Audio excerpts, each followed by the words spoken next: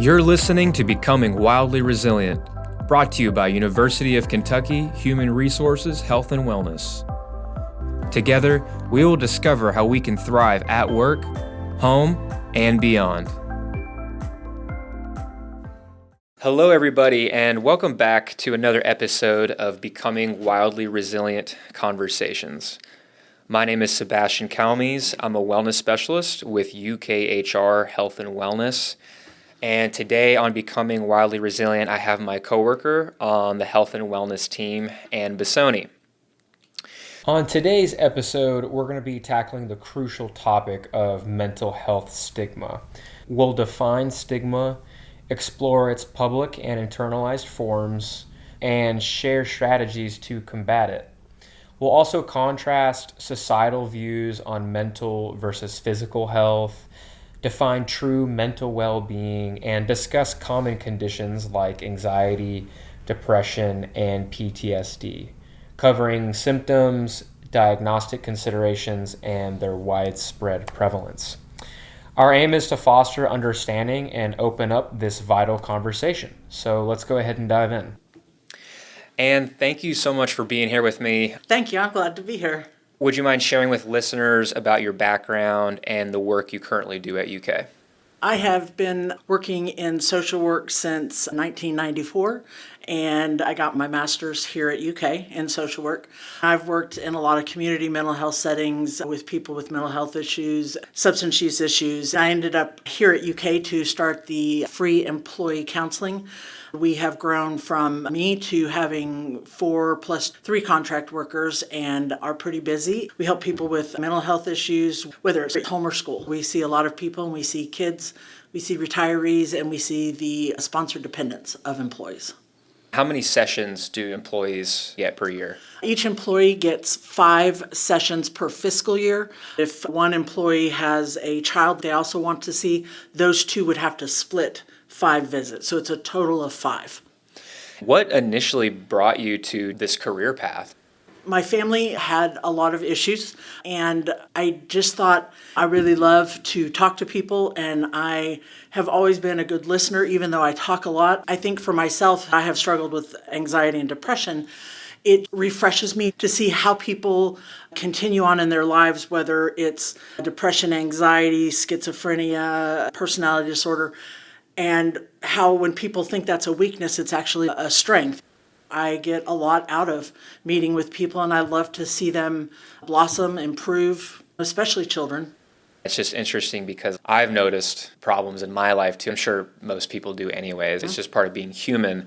But it seems when there's a lot of problems or intense problems, maybe that person's more attracted to mental health or self-work. Did you find that kind of true in your life at all? I came to that. At first, no. I didn't like doing self-work. I just thought I'll just talk to other people and make sure that they're okay.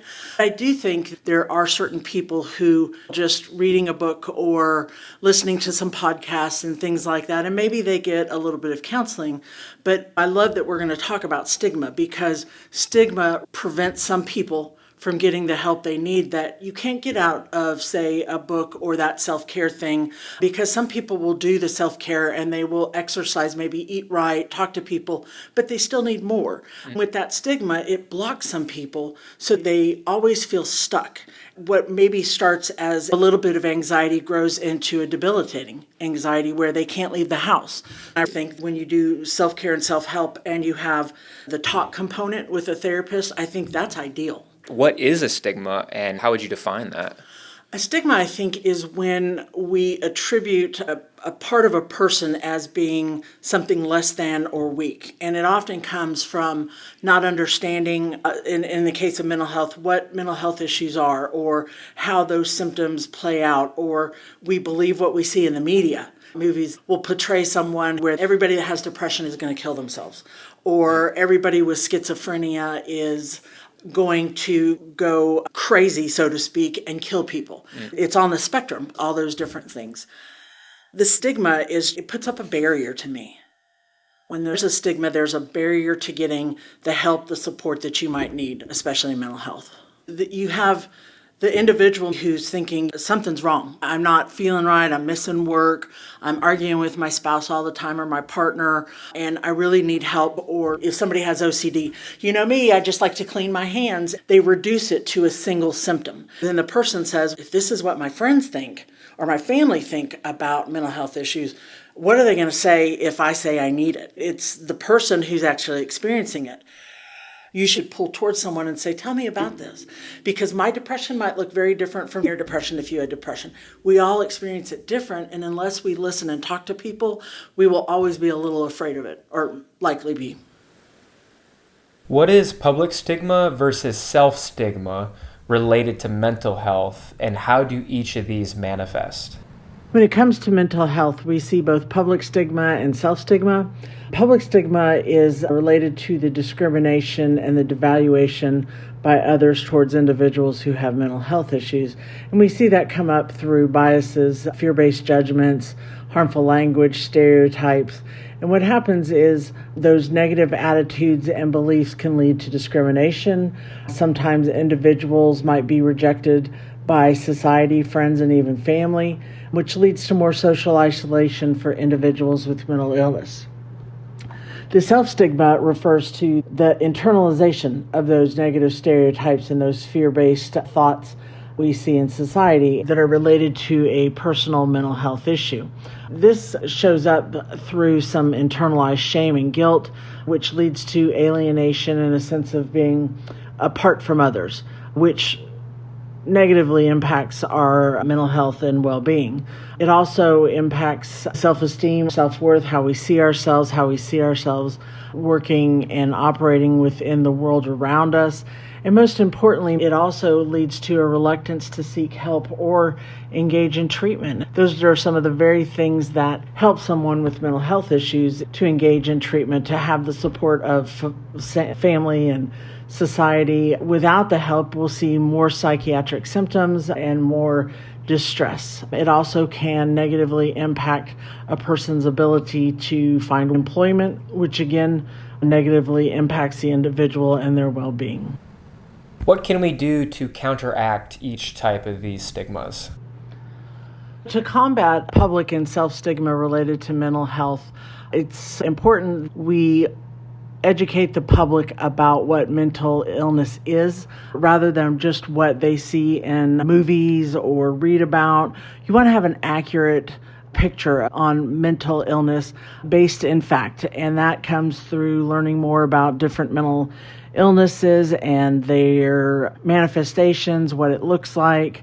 And the other thing that's important is to try and adopt person-first language, where we emphasize the person rather than their disorder or condition or their disability, where we see that as only one part of a whole person.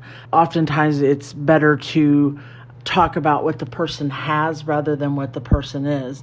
The other part of combating public self-stigma is to advocate.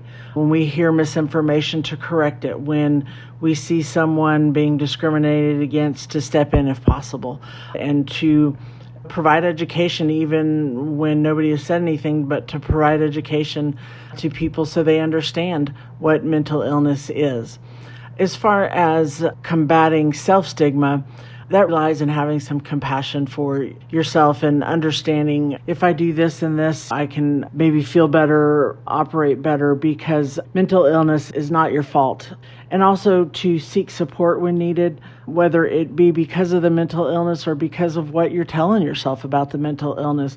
You want to be able to challenge that negative self-talk that goes on in your head so that you reduce some of that self-stigma that goes with it. Instead of keeping people at arm's length, we should try to understand what is going on here, because it sounds like stigmas, which are like assumptions, create separation than people that actually do need help with that stigma present in society that only adds to the fear preventing them from getting help. Is that correct? That even plays out not just on a micro level with the people around us, but we see it in research for mental health issues, not a big moneymaker or putting money into programs that could help people with mental health issues. My concern now is with the reduction in different types of research, this mental health research is going to get even less. If we don't put money into research, do we value finding out how to help those people? Yeah. And the message people with the illness get is, it's not important to anybody. I can't find any program that will help me with this. Or my doctor says, oh, all women cry, just don't worry about it. So there's that systemic structural part too. Yeah, that sounds it's pointing to something much deeper with societal values. Maybe that's manifesting in less funding, less research, less overall attention to this big issue of mental health, especially with one of these studies we'll look at later in the conversation. But before we continue, I would just like to get a foundation on some other terms, even as simple as mental health. What is, to you, mental well-being? How can we know if we are well mentally? Mental well-being to me is when we are emotionally, psychologically, socially feeling okay. We have resources that help us. We know how to access things that make us feel better. And even the physical part too, all play into good mental health. Good mental health is having emotional, psychological, spiritual, physical, all of those parts of ourselves working well together. And we feel like we're making good decisions. We feel like we are doing the things we want and need to do. We think I am feeling good every now and then. Maybe I get down or worry about something, but overall I'm pretty good. When I think of mental health, I think all the cylinders are shooting in a way that makes us feel competent, loved, all those things. And on the flip side, one of the best things I ever learned was we can have a lot of stuff going on. We can be really miserable sometimes, but if we keep getting up and doing what we're supposed to do, we're okay. And I rest on that sometimes. Like when I just think, I cannot believe this is going on, but you know what? I'm okay. I have people that love me. Sometimes I get down, but I know how to handle it. So it's also having the resources to know how to deal with those blips in the road, because there will be. Even the tool of taking the time to do self-inventory, like you just said, hey, I got a lot going on right now. I have good people. I have resources. Even that is helpful, just taking the time to do a self-inventory like that. Yeah, and I do a presentation on reframing stress that's the essence of it, is we're all going to have things happen, and we have a set of ways of thinking about different things that we've learned from childhood or just experiences.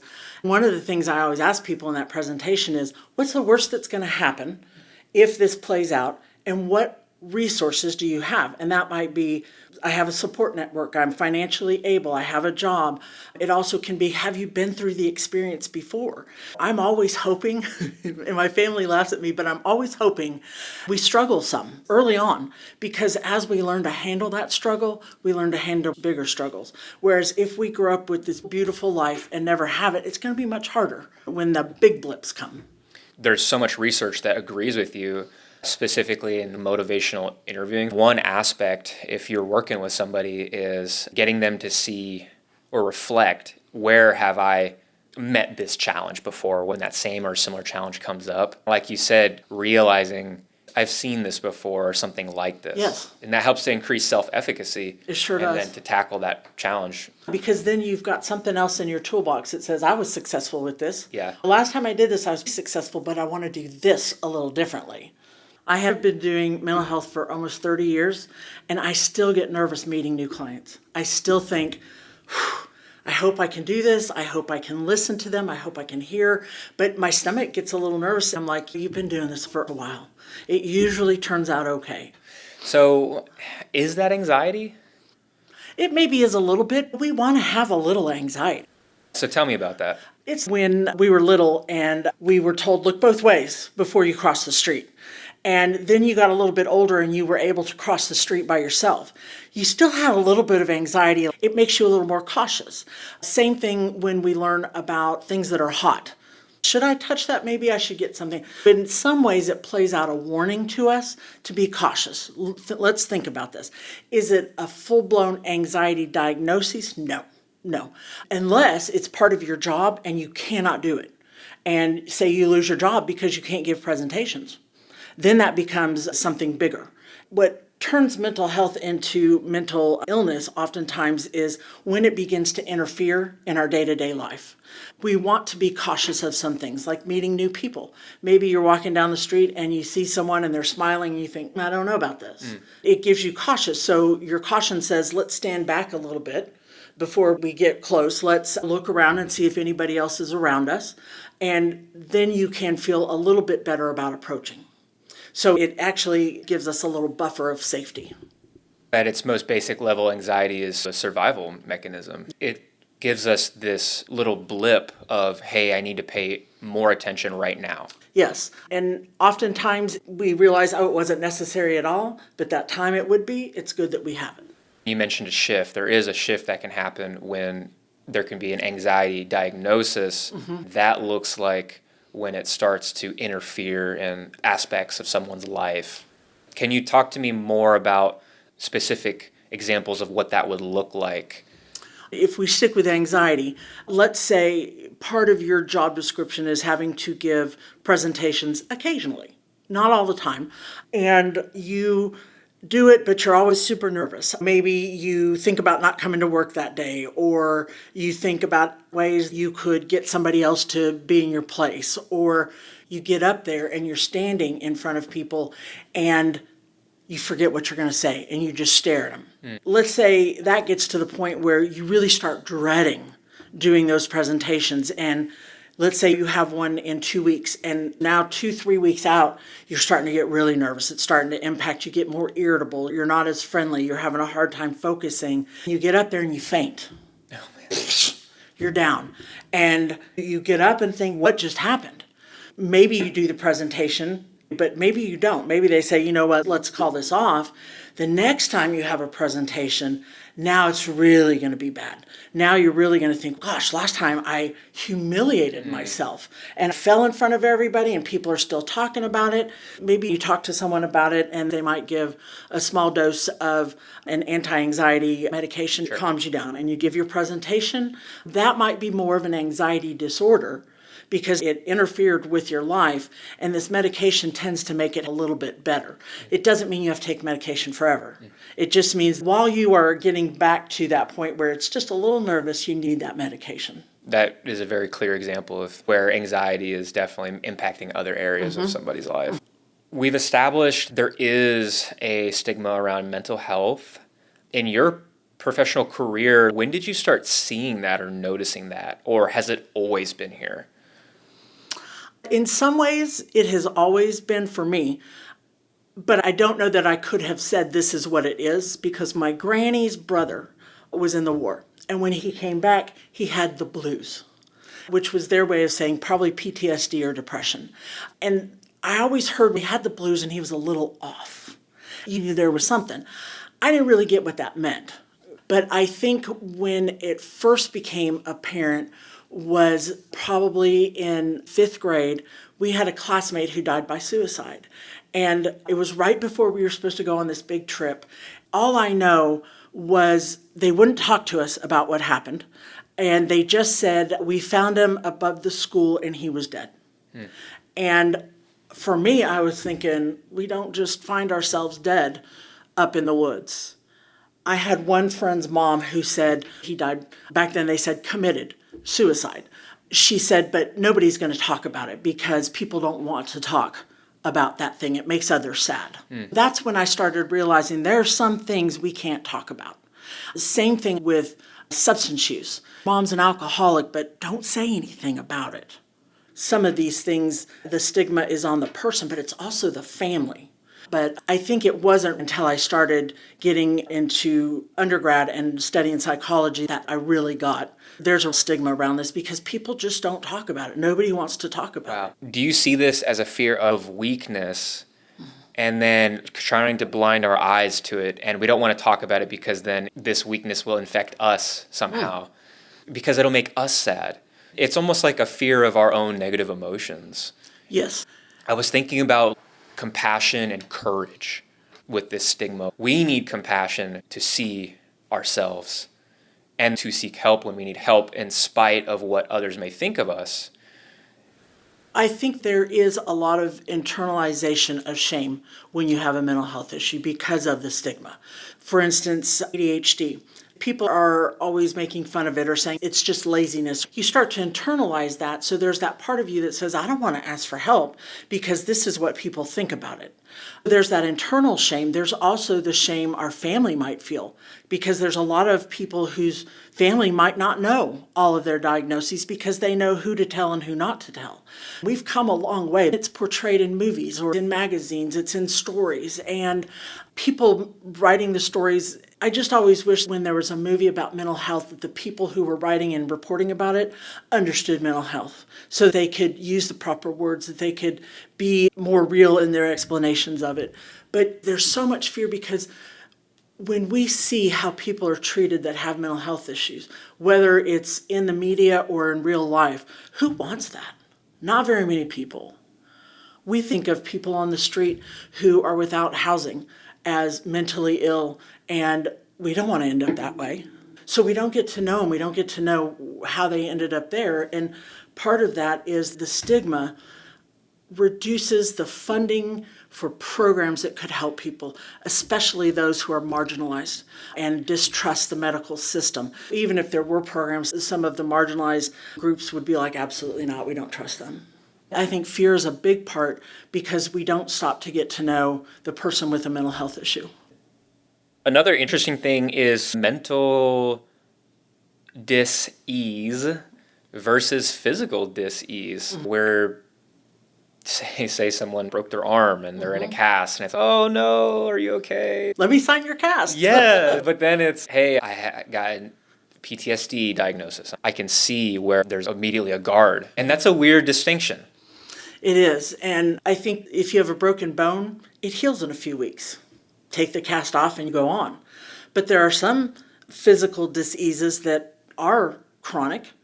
We understand those more. There's been more research on it, and we know people that have experienced it, and we've talked to them. It goes back to talking. We know how it works, but there are some illnesses like diabetes. If you tell somebody you have diabetes, they'll say type 1 or type 2. Because type 1, it happens because the insulin, it's your body, it's not working. Type 2 is usually because you don't eat right, you don't exercise. Then there's a judgment. And it's the same thing often with mental health issues like PTSD. What was wrong with you that you got PTSD and the other people in your group didn't? We also see again portrayed that people with PTSD can just explode, and so it's scary. But that's not true of everybody diagnosed with PTSD. As if there's a judgment of someone's choices or character. Definitely. Yeah. A new study I wanted to bring up in our conversation, it's a Harvard Medical School and the University of Queensland study. 1 out of every 2 people in the world will develop a mental health disorder in their lifetime, according to a large-scale study co-led by researchers from Harvard Medical School and the University of Queensland.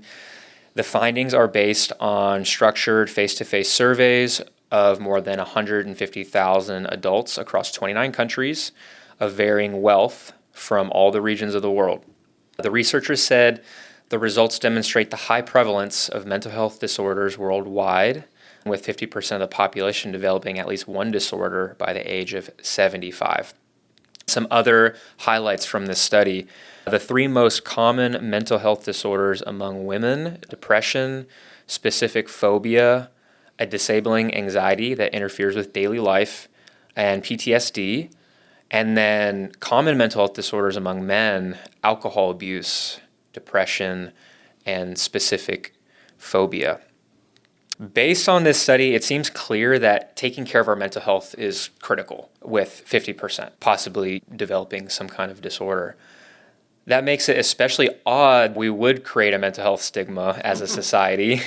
And I was thinking maybe that's because the challenge is so immediate, we desire to turn our heads away in fear, like we talked about, choosing not to understand what the issue is, and an issue that is very close to all of us. I'd like to be more clear. What are we calling a mental health disorder? There is a book called the DSM-5, and it is what they call the Bible of Mental Health. Within that book, they have listings of all the mental health disorders. Within each of those, there is a certain number of symptoms generally you see in a person with that mental health disorder. And to qualify, so to speak, for that disorder, you have to have 4 of the 6. And they have to occur in 3 out of 5 different settings. The biggest predictor, though, is almost always, does it interfere with your life in a way that is incapacitating? For some, maybe they have to be present in childhood to be diagnosed or continue to be diagnosed in adulthood. Some don't begin to appear until late teens, early 20s. It's something we have to study to make sure we give an accurate diagnosis for people.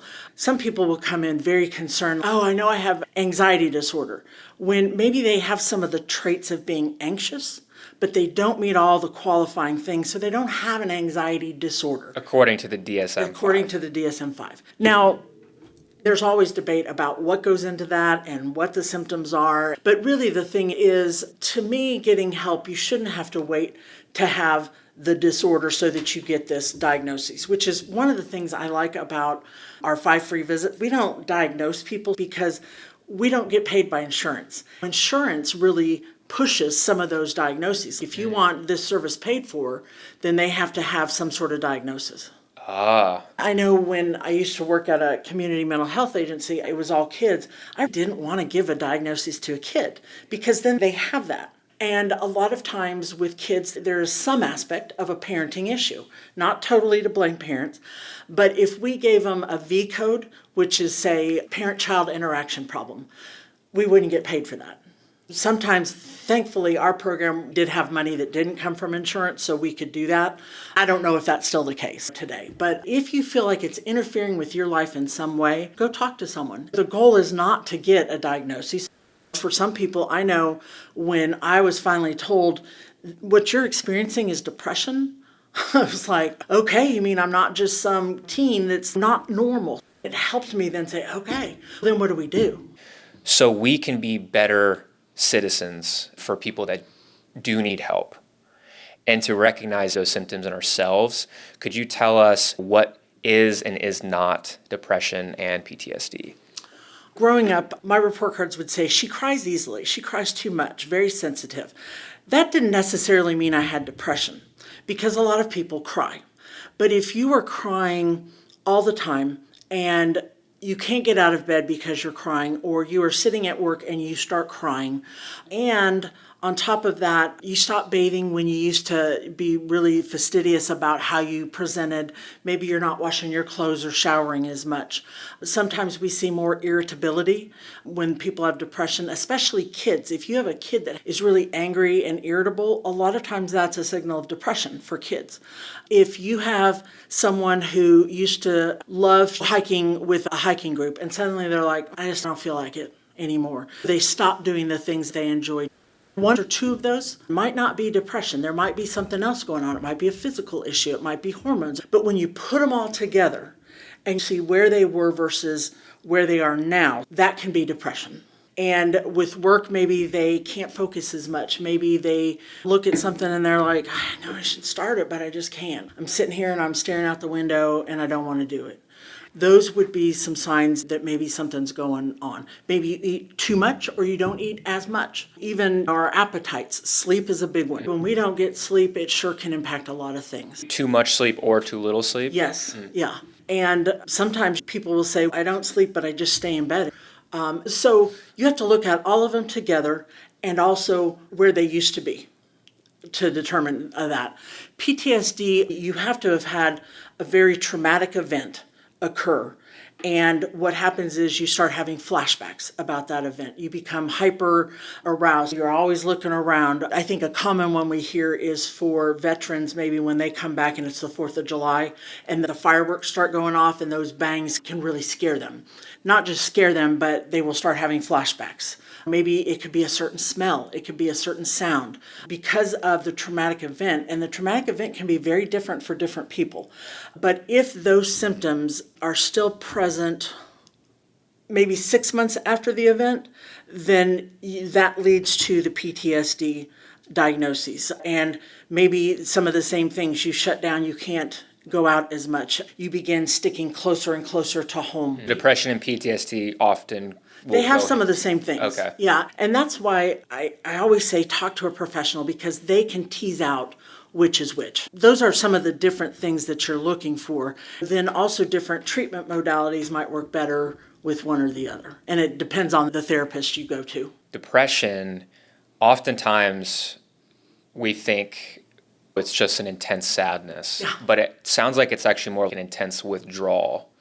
It's withdrawal, and there's a physical component to it as well. There are people who physically do not feel good, and that adds to that withdrawal as well. Part of reducing the stigma of mental health is, as fellow citizens, understanding what this is. And also not assuming one person's depression looks like the other person's depression. Tell me more about that. It might be just like eating too much, eating too little. You might have one person who is eating more and their friends go, they're not depressed. Look at them, look at all that they're eating. Maybe they are depressed, but their part is they eat more. Or maybe someone else works really hard to get out and go every now and then just to wear the mask. But on the things that don't involve people they can get away with not being involved in, they might not do it. And there's too many reasons to go into, but there's certain things that are happening, but the degree to which they happen might be different. Gotcha. Yeah. Maybe someone doesn't go out anymore and they used to love to. Could be a sign of depression. But then it sounds like the reverse too. Maybe going out so much to where other aspects of your life are becoming neglected.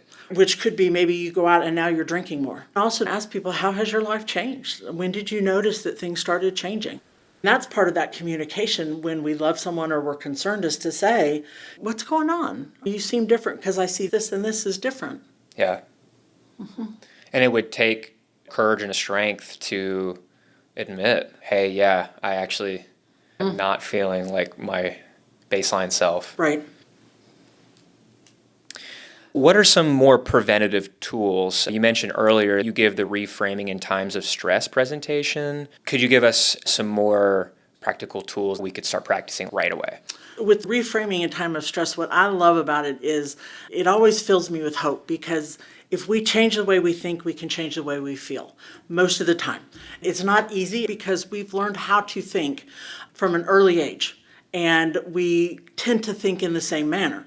We might call them cognitive distortions, when you think everything is going to be worst case scenario, or you make giant assumptions about everything based on no real evidence, those type of things. If you look up cognitive distortion, there's a whole list of them. And that one's catastrophizing? Catastrophizing. Catastrophizing, yeah. And what I love about reframing is we say, what's the worst that can happen? What do we tell ourselves about the event that's happening right now? What are the feelings we get as a result of the thoughts? What you do is you say, okay, normally I would tell myself this, but reframing, you say, with this new knowledge, what are some other explanations? Because once you write it all down, what are some other explanations for this I might not have thought of? How can you reframe and use those new thoughts? I know for me, when I first started this program, my boss came to me and she said, are you seeing very many people? And I was like, uh-oh. And I said, we're building. And then all of a sudden, I was sitting there thinking, I'm going to lose my job, and then I'm going to lose my home, and my cats and I are going to be on the street, and we are going to have to find a new place to sleep every night out on the street. That happened so quick because that was my cognitive distortion, worst case scenario. I know that about myself. So I said to her, am I losing my job? And she said, no, we're going to have to do some reduction in force, and we just want to make sure you've got room to see people. Oh, okay. Because I had done that work, I knew this is where my mind tends to take me, and it's still happening, but now I can stop it and ask the questions I need to ask, and I can think of another answer. I would rather be straight up knowing than her leaving and me thinking, okay, on my walk home tonight, I'm going to look for some new places to sleep. Things like that. We will hold on to that ball of distorted thinking because we get scared of the answer sometimes, or maybe we don't trust the person, any variety of reasons. But boy, even if we don't get it from the person, if we can write out some other things, some new ways of thinking, that can give us some relief. And then again, you bring in, what is my experience? Have I handled this before? Whenever I think about Ann Bassoni, I think of a big smile and a big hearty laugh. How does laughter and humor play a role in mental health and in your life personally? I think there are appropriate times for laughter. And I try to, when I see my clients, I try to make us laugh at least once, just at least once, if it's appropriate. Now, it isn't always appropriate. But the thing I've learned about laughter is it's almost a natural feel good. It releases endorphins and makes us feel good. And one thing I love about it is it brings, more than any other response, it brings people together. Have you ever been in a group where someone says a joke and pretty soon everybody's laughing and somebody might say, "What are we laughing about?" And they say, "I don't know, but everybody was laughing." And you truly are laughing. And I love that. I absolutely love to make people laugh. If I can make someone laugh every day, I've won. Just bottom line for me. And there have been times in my life where I didn't know how. I lost the ability to laugh. I lost the ability to make others laugh. I know when I started getting better, I said, this will not happen to me again. It's also a marker for me when I start seeing I'm not laughing as much, or I'm talking to people and it's always serious, which is okay sometimes. But those are things to me that says, okay, what do we need to step up? What do we need to start changing? But I love laughter because it does bring groups together and finds that commonality of, okay, we just enjoyed this laughter together and now we're all connected somehow. It's great when it happens in classrooms and groups for mental health because then you look forward to going back. And maybe not the topics, it might be painful, but there's people there that you've connected with at some other point. So for that reason, I think it's one of the best and easiest things to do. People will say, I don't have anybody in my life that's funny. Then watch some comedy routines. Find the movies that are funny and know that you might not find this movie funny, but maybe this one is. You keep trying. I have on my phone videos I've saved from TikTok and Facebook. If I just need a quick pick-me-up, I sit there and I watch it and start giggling. Sometimes if I'm feeling more anxious than other times and I have a client coming, I will sit and watch a couple of those and just giggle and get ready. For me, it's this thing of if I can laugh, that's half the battle to me. I really started thinking about it when I was what they called a qualified mental health professional. And I would get called to emergency rooms, police stations, jails to go and assess people who were suicidal. And this is where I learned the value of listening and the value of laughter. I can't tell you how many times people said, you know what? Nobody has listened to me like this. And it might be ever, it might be in the last 10 years. And that's what it took for them to be like, I'll be okay. And I'd get them set up with different things. But listening effectively is so important. And sometimes we would even laugh. And boy, if they could laugh, I knew with certainty when they left and I said they don't need to be hospitalized, they were going to be okay. Powerful indicator. It is to me. I don't know that I made any mistakes sending people home, but if it's a genuine laugh, I think, okay, they are able to step aside just a little and see a bit of humor somewhere. And when you walk in and say, I want to die, you're not finding very much funny at that moment. So when you leave with a little bit of something, then that's a good start. I'm going to remember that. I remember in 5th grade, my little desk cluster, I didn't really like school, but I loved making people laugh. I remember in 7th grade, I got voted funniest in the 7th grade class, and you would have think I won the lottery. And it happened in 8th grade, and every year I was like, yes, because I love it. It just brings us together. Yeah. It breaks down a barrier almost immediately. And then I also experienced what you said too, where there were periods where there wasn't laughter. I remember in high school, early college, where every conversation was serious. And it's a laugh here and there maybe. But not the same. And then looking back on all that, I'm like, man, I appreciate my experiences and then also having a sort of an outside of myself view on those so I can be purposeful with how I want to orient my life now. Mm-hmm. Yeah, and I know as a group, the therapist, a lot of heavy days, just days where we walk out of there and can barely get home, overwhelmed with it all. One thing we have done is send each other video compilations of people tripping and sliding on ice and things like that. These are things that could happen to us, but we could also step out and know if it was us that was happening to, somebody would be laughing at us, so we can laugh at them. It's a common experience. Yeah. Another one of your specialties is QPR. Could you tell listeners about that? That is my most favorite presentation to give of any. I do. QPR stands for Question, Persuade, and Refer, and it is a suicide prevention program. It is researched beyond research to find that it is effective. It was developed by a man named Paul Quinet. I know as a first-time therapist, I lived in fear of having a client that was suicidal because I thought, I don't know what to do. I don't know how to ask the questions. QPR teaches you how to ask the question if you are concerned about someone. Are you thinking about killing yourself? Are you thinking about hurting yourself? What are some behaviors that might lead you to believe that they are? What are some things they might be saying? What are indicators? And again, from a baseline, if you know the person, these things have changed, I'm going to ask. But also, maybe you notice someone and they're sitting in the corner and they're crying, and you can go over and start talking to them, and maybe this question comes up. The P is to persuade. How can I persuade this person to get help so they do not hurt themselves, they do not kill themselves? And it teaches you how to talk to them, how to persuade them to go and get help either immediately or maybe the next day. And then the R is referring, and that's saying, are you willing to go to the emergency department? Are you willing to go to the empath clinic, the new clinic we have at UK, which we are so fortunate. But where can we go to get you help? If I say to someone, are you thinking about killing yourself? We give them hope because that question says to them, I'm willing to listen. And again, you go back to being willing to listen to someone. Have the time to sit there and listen to that person. Don't judge them because some people believe suicide's a sin, but you need to set that aside if you find someone that's suicidal, and you just listen and you talk to them because most people, suicide is an answer to their problems. In other words, they think, I've got all this going on and there is nothing that will solve it except to die. And what you do when you do all these steps is you offer hope. You say, but you know what? There's this person over here that I can get you set up with.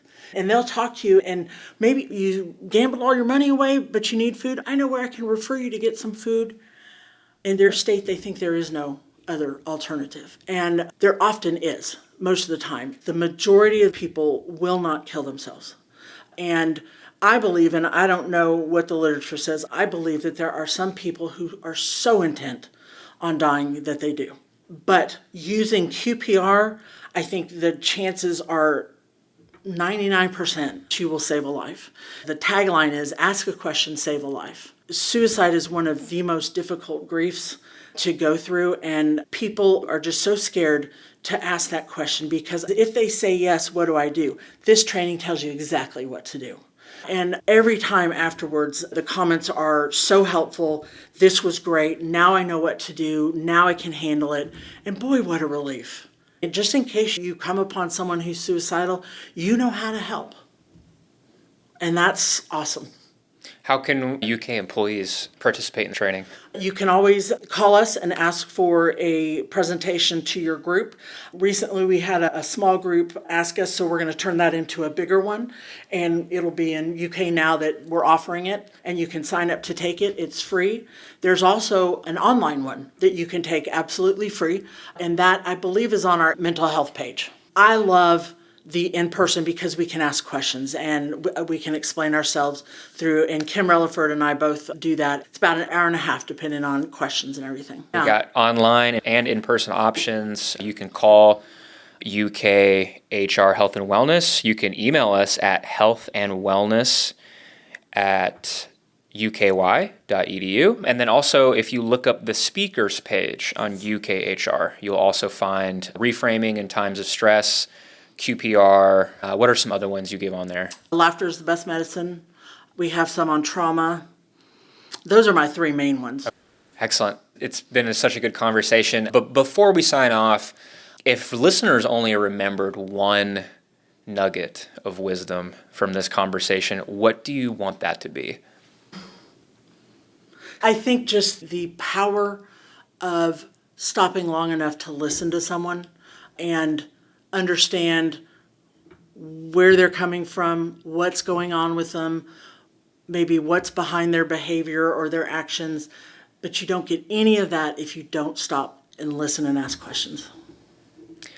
And Bassoni, everybody, thank you so much. Thank you, Sebastian. I appreciate it. Thank you for listening to Becoming Wildly Resilient. This podcast is brought to you by University of Kentucky Human Resources, Health and Wellness. We offer a wide range of online and in-person services to support the well-being of UK employees, retirees, and their spouses. You can find experts in mental health, personal resilience, nutrition, and physical activity. We're ready to meet you where you are and address your unique needs. To learn more about the work, life, and well-being services offered by UK Human Resources, visit hr.uky.edu/wellbeing. You can also connect with us on social media and YouTube by searching @UKY Wellness or by email at healthandwellness@uky.edu.